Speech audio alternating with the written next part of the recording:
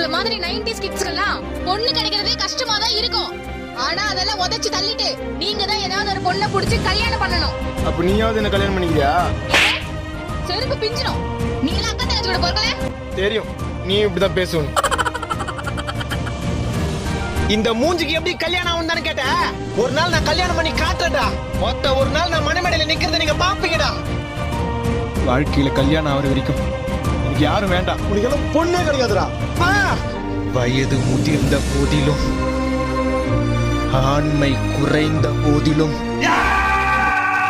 தலையில சொட்ட விழுந்து வயிற்றுல தொப்ப போட்டு முடிகள் நரைத்த போதிலும் கல்யாணம் ஆவதே கஷ்டம் என்று தெரிந்த போதிலும் ஒரு 90s கிட் பொண்ணு தேடுவதை நிறுத்துவதில்லை. நானே